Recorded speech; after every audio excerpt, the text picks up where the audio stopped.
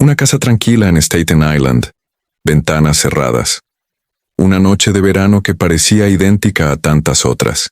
Y, sin embargo, detrás de esa fachada serena, algo ya había cambiado para siempre.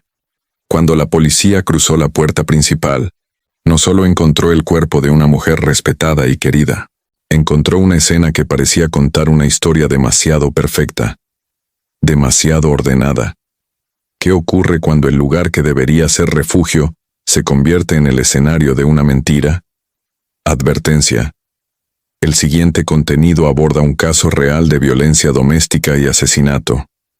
Se presenta con fines documentales y puede resultar perturbador para algunas personas. La vida secreta detrás de la puerta cerrada. Staten Island no es el primer lugar que viene a la mente cuando se piensa en tragedias ocultas. Es un distrito residencial, familiar, donde los vecinos se saludan y los niños juegan en las aceras.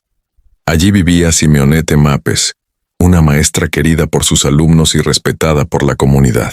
Quienes la conocían, la describían como dedicada, cálida, comprometida con su vocación y con su hogar. Estaba casada con Jonathan Krupi.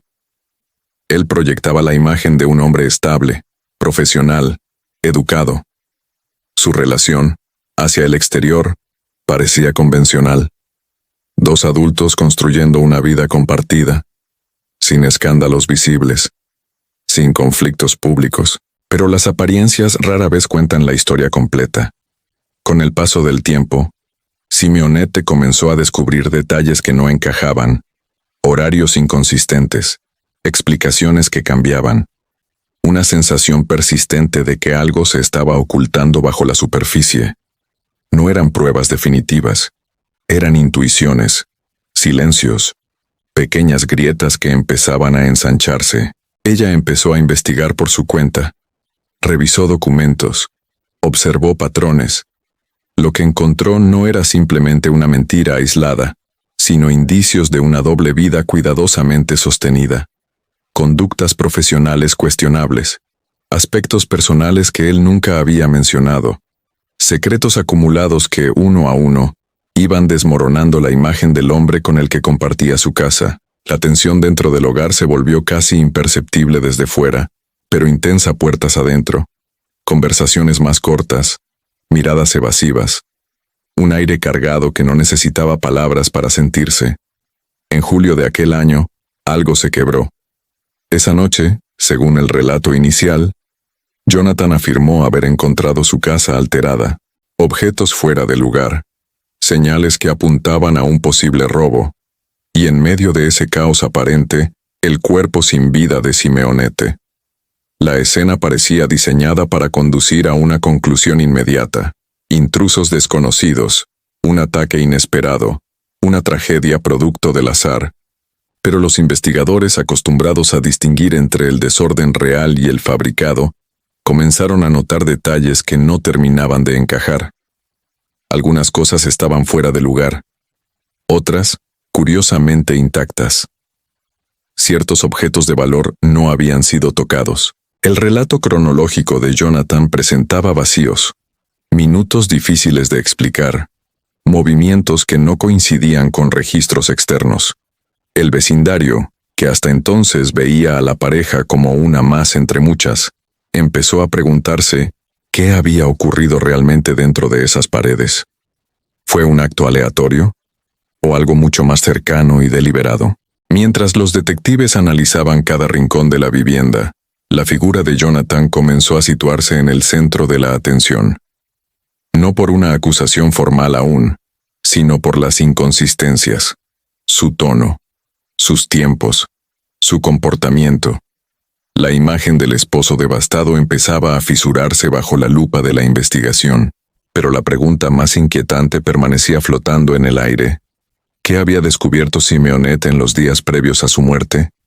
¿Y hasta dónde estaba dispuesta a llegar para confrontarlo? La respuesta, oculta entre archivos digitales y conversaciones privadas, apenas comenzaba a emerger, y lo que revelaría cambiaría por completo el rumbo del caso. La casa seguía en silencio, pero ese silencio ya no era tranquilidad, era tensión contenida, y estaba a punto de romperse. Los investigadores no se dejaron seducir por la narrativa del robo. Regresaron a la vivienda una y otra vez. Revisaron ángulos, midieron tiempos, reconstruyeron movimientos. Cada detalle era examinado con paciencia quirúrgica.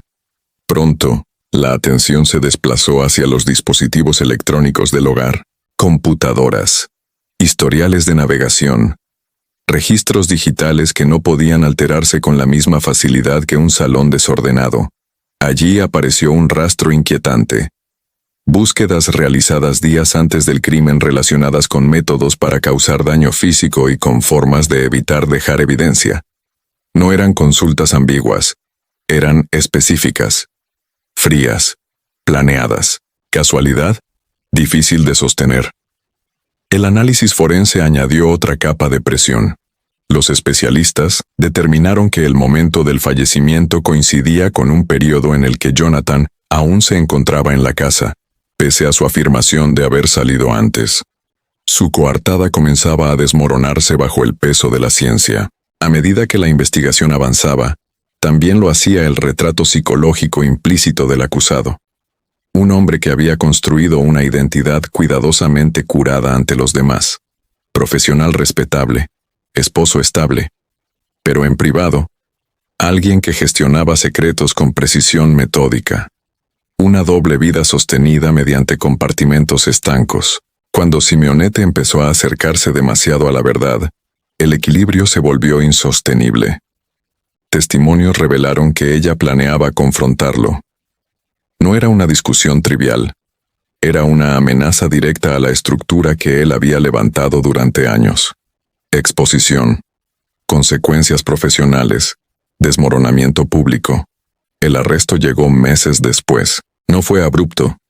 Fue el resultado de una acumulación paciente de pruebas que ya no dejaban espacio a explicaciones alternativas convincentes. El juicio se convirtió en un duelo narrativo. La defensa intentó sembrar dudas. Sugirió interpretaciones benignas para las búsquedas digitales.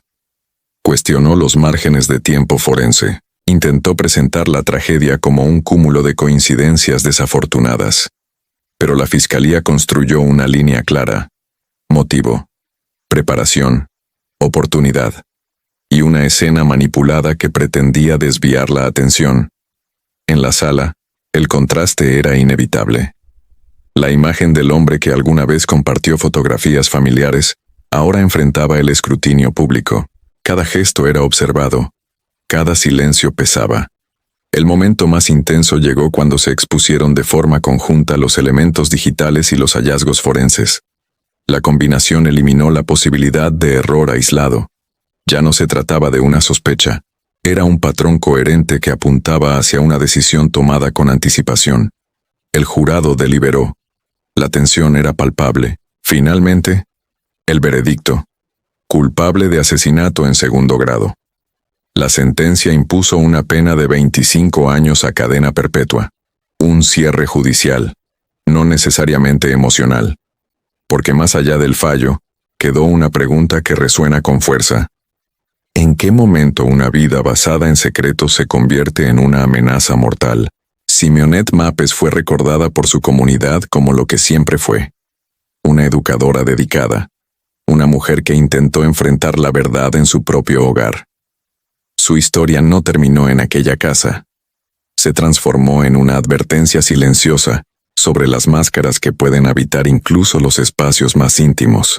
El caso deja una reflexión incómoda. Las dobles vidas no siempre colapsan con estruendo. A veces se sostienen durante años, hasta que alguien decide mirar más de cerca. ¿Es el miedo a ser descubierto capaz de empujar a una persona a cruzar un límite irreversible? Te leo en los comentarios. Comparte tu análisis sobre este caso y sus implicaciones humanas. Y si te interesan documentales que profundizan en las zonas más complejas de la conducta humana, suscríbete para no perderte las próximas historias.